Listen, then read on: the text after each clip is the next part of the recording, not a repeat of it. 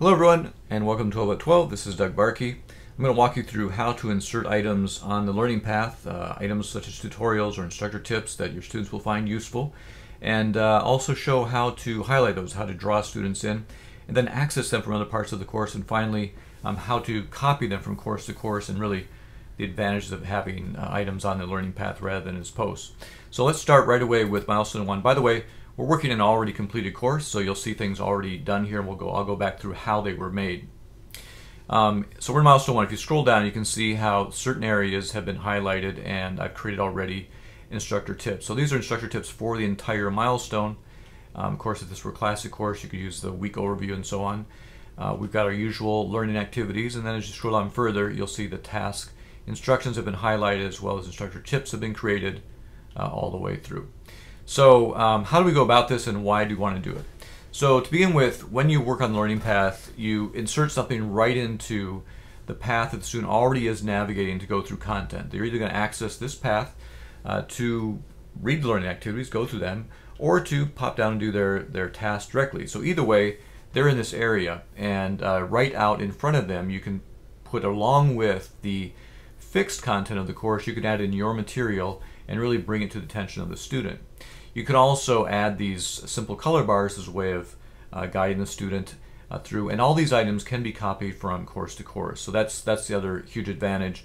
There's lots of flexibility. You can record videos, you can create PDFs, you can create guides and so on. You can walk through, you can create just examples. So lots of things that can be provided here in the learning path. So let's go about how we do this. To begin with, these are each actual items, and so you would just go to upload, create a file,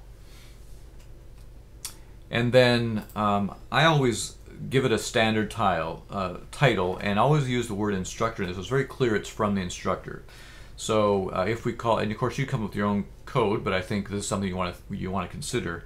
You always want to distinguish between what is with the class as formal elements and what are items that you have added in. Students will, first of all, they'll be very interested in what you've added in to see your tips. That's often I notice it's one of the top items clicked on. The students, when I look at their progress, they sometimes skip by content and go right to the instructor tips. So they know that it's important, they know there's helpful information. So just putting instructor tips or the word instructor in the title is helpful. And then once you're in this area, you can insert YouTube video, you can insert PDFs, insert photographs, examples, whatever you'd like. You have all these tools to work with. Let's look at one that's already been put together.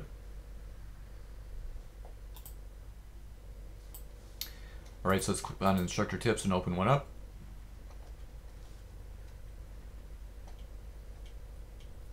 So this video is a walkthrough of the entire milestone. And the way I put it together is beginning with really the milestone overview, walking through each of the areas of the milestone overview itself, start pointing out highlights of the readings, highlights of the tasks, and so on. And so this lasts, generally speaking, from 3 to 8 minutes at the most. It really depends on where I'm going with it. I also will provide a short highlight, just kind of a brief overview of each task separately, so just a focal point.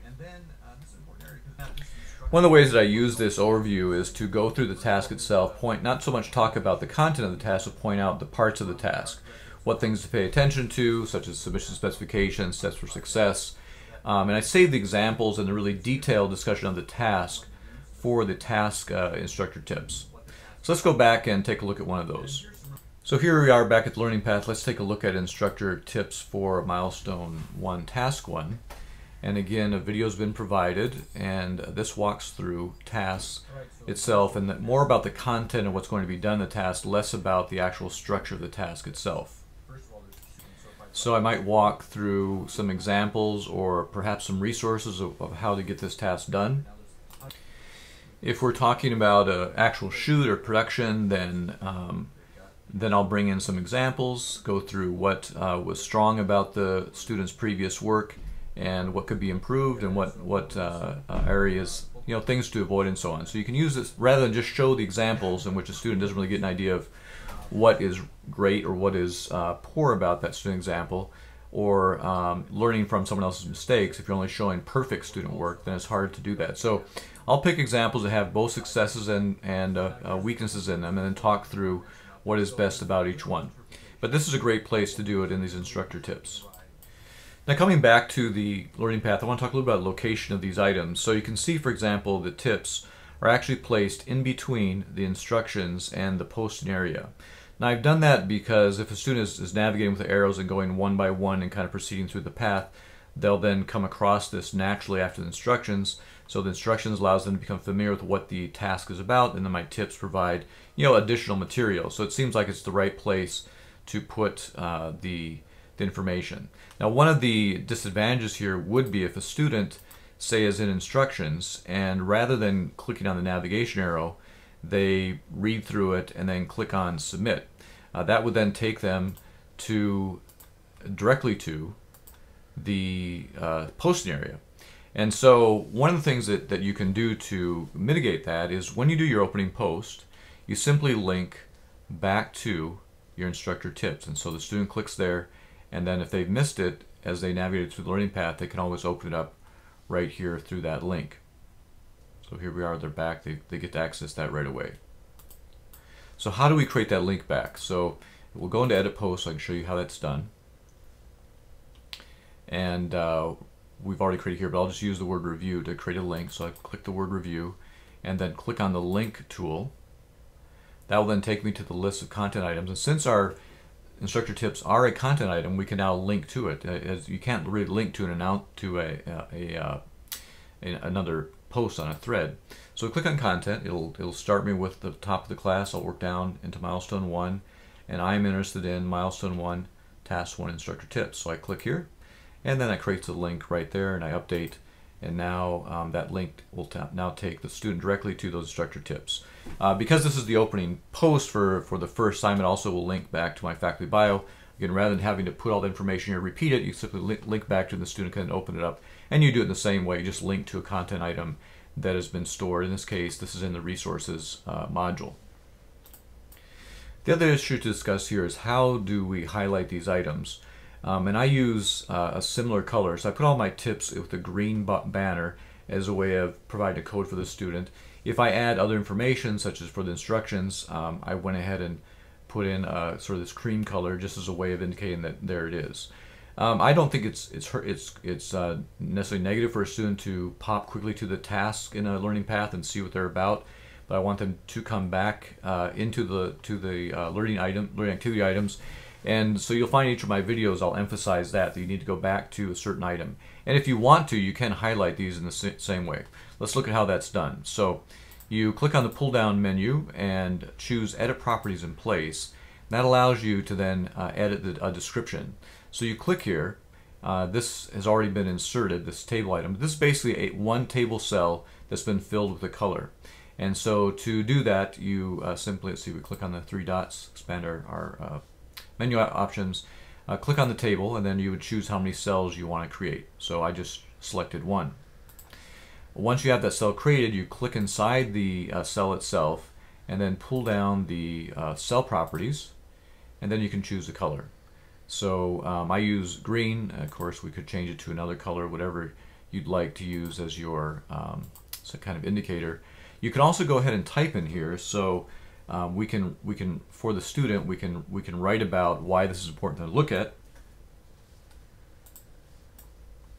Type something in and then click update, and then that will be on the path for the student to see. So as they go through it, these color will obviously catch their attention. Now you can put in description, as you notice, you got the HTML editor, so you can put anything you want there. You can put a graphic, you can put more links to something. So all is available there. One thing you want to be careful of is to not fill it with lots and lots of text. So you don't want to put your whole instructor tip, for example, inside the description area. Rather, use a content item for that and just use this to draw the student in. The reason I want to avoid having lots and lots of text here or examples here in the description is that then that makes the learning path even longer. So it becomes a long scroll where this will all be filled with text and examples before you can see the other items. So you want to use this appropriately as a way to link or draw attention to your instructor tips or any other helpful information provided. Now let's cover how do we get these from course to course.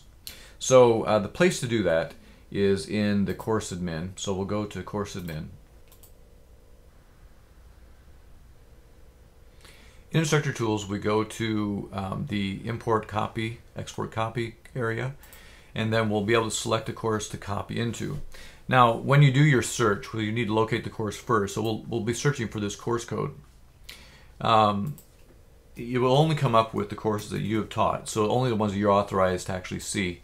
So a window will pop up, you'll type in the course code, then click on the search icon. That will bring up the course that you have taught in the past. So I would just pick one of these. If I would pick the latest one, and that one would bring over, then I'm going to select my anything I want from that course to be brought over to this new course.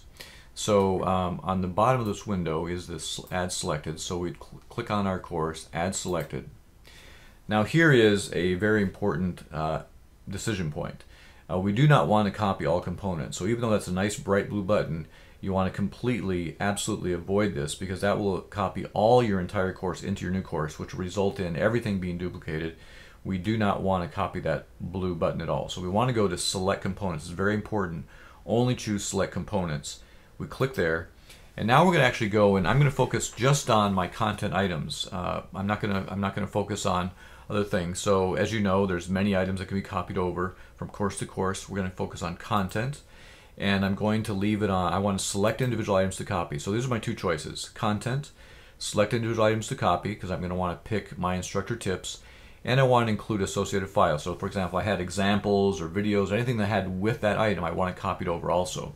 Now, as you know, this area can be used to do announcements and other items, but we're going to ignore all that for now and just do continue. Normally, I would say when you're doing a course setup, I would just do it all at once. I would actually go and copy any announcements, I'd copy any content items like I'm doing now, I'd copy any intelligent agents, anything that I can reuse from course to course. I just do it all in one big copy. In this case, we're just focusing on just this for the idea of the instructor tips. So open up each milestone, and you can see here are my tips, so I just click on those, find each one of my tips. You also see the advantage here of naming these instructor. It helps me to pull them out and not miss any that I might have posted.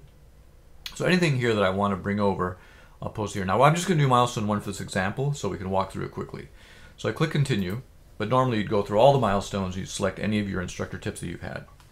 Now this is where you would offset dates. None of the items that I have in here involve dates at all, and so there's no deadlines, it's all just content items, so I'm going to just go to finish and go right by this. If you're doing announcements, this is where you can activate the announcement offset dates, and you can then have the announcements be the correct date in your new course. So I'm going to finish. Alright, so you see copy in progress, it's now been completed, and now I can go into the course itself. So now here's what will happen. You go to the learning path, and you will see that a new module has been added to your learning path. If we scroll down, we'll see that there's another milestone 1. Now this milestone 1 only has the items we copied into it. So it's got I guess I must have clicked that, but it's got my 2 instructor tips. Now there's 2 ways you can actually take care of this. One is I can drag and drop it right into the milestone 1, the correct module. Just put it right over there. And then the other way is I can click on if that's not available for whatever reason, if you can't see it to drag it, you can just click on the pull down menu and choose move to, and then you'll come up with your course structure. I would click on milestone 1 and then move it into milestone 1. And so this one I'm obviously going to delete. It must have moved over accidentally, so we'll go ahead and delete that topic right out of here. And we also now we don't want to have this milestone 1 available anymore. We've already emptied it, so once you've emptied it, then you would click on it to make sure you activate it, and then go to the menu here on top and choose delete module.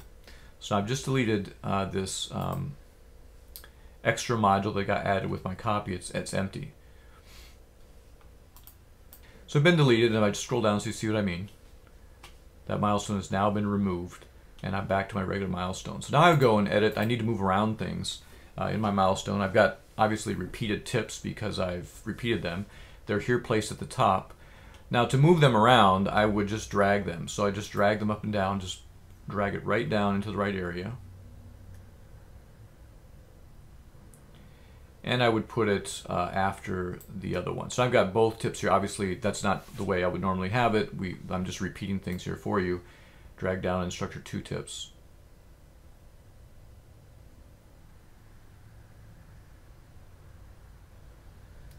Or task 2 tips, here we go. So I've added and moved them into the appropriate area of my milestone order. And that's up to you where you'd like to put them. So that's how you move things from class to class. Great advantage in doing learning path is really brings it to the attention of the student. You can use colors to help them see things or prioritize certain things. And then you can actually move them from course to course. So your work is more efficient once you create these things. You can really work hard to create some great tutorials, really useful for a student, and you don't need to redo them. You just move them from course to course, and you just would update them. If the course changes, you have to update them, but otherwise, you'd be free to use them from class to class.